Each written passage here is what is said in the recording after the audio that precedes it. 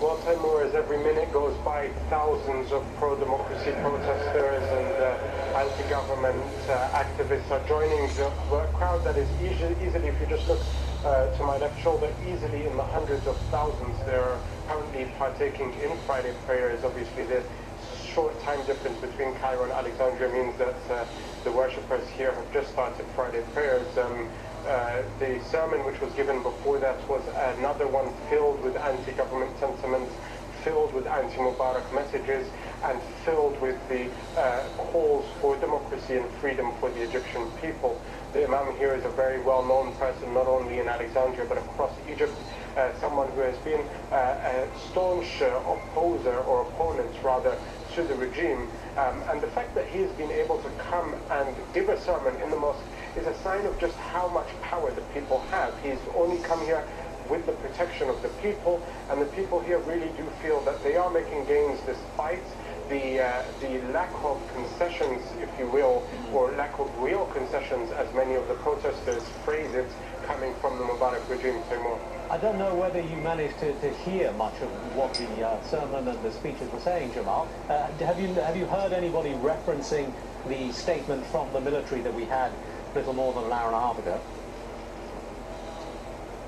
Yes, indeed. It was mentioned in the sermon, and I was speaking to some of the people here. One person who told me he spent 20 years of his 50 years alive in prison, in an Egyptian prison, and he says that these messages are just an attempt to trick the people. He believes that the army has let down the people, and the aspirations that the Egyptians had towards the military have been hugely disappointing. If we just go back a few weeks and we remember when the army was first deployed onto the streets, we saw them being welcomed with open arms. Even some people were giving them flowers, hugging them, kissing them. There was a lot of hope pinned on the military. However, it seems, or at least the people here believe, that the army has not stood true to those aspirations. Having said that, we saw the past 24 hours in Cairo, as well as here, signs of some individual soldiers maybe defecting from the army and joining the crowds.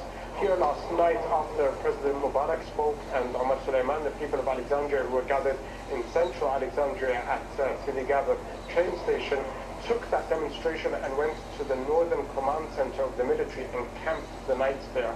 A sign that the message now that has been directed towards Mubarak and the calls for him to step down are also being directed towards the military to take a stance in order to ensure that there is a transition of power from Mubarak, who in all essence has been the commander-in-chief of the army, or the supreme leader rather, a transition from that military rule to civilian government.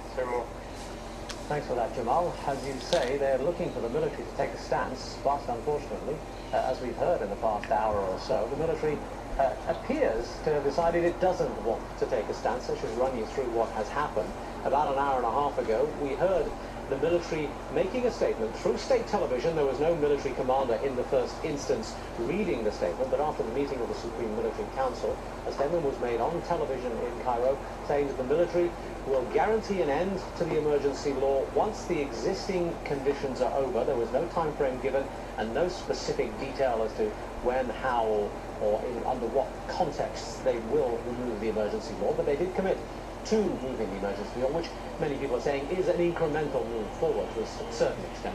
The army said they will continue to safeguard the country and will make legislative changes in order to ensure a free democratic presidential election. But again, very general statements, very imprecise and unspecific statements with no real detail as to time, and certainly no reference at all to President Mubarak. This after he on Thursday night disappointed the entire crowd there by appearing on television and saying that he will not resign.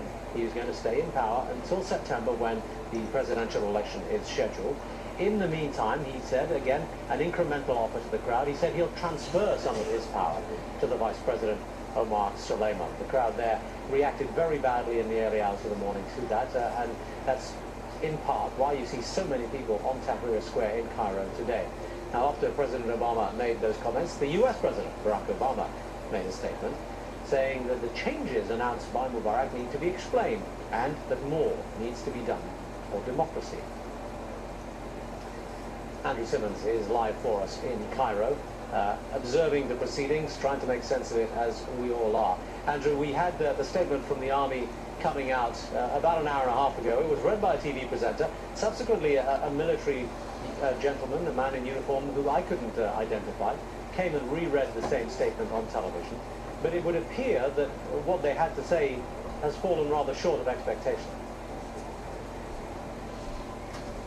Well, really, yes. It's non-committal. It could be read either way. It could be interpreted as backing up what Mubarak said when he addressed the crowd, and I was there in a square when the whole emotional, ecstatic nature of the crowd just nosedived into one of depression and then very swiftly anger, but restrained anger, it has to be said. So it could actually be going in his direction with Suleiman, or it could actually be going in the direction of the pro-democracy protesters, because it sort of soothes the situation. There's nothing new in it, really. It's sort of, apart from promising the lifting of emergency law, but that's when the whole crisis is over, but that's also been said. So maybe it is to placate the people. They were expecting more, the pro-democracy protesters, who are just filling the square yet again on this Friday. It may be that they were looking to the army for a lead. They regard them as the guardians of this state. They have been here for a whole generation, right the way back to 1952. And they were expecting at this point, grasping onto something that's going to lead them on a road. And that road is unclear. What Barack Obama has said in the States really, for the first time, reflects the mood here, that they really, really want an explanation of what is going on right now. And that is absolutely palpable right now. One of the interesting is not one of massive anger. Sorry, Andrew, just quickly, I mean, one of the interesting elements of Barack Obama's involvement is Hosni Mubarak's comment last night that was almost lashing out at what he was calling foreign interference.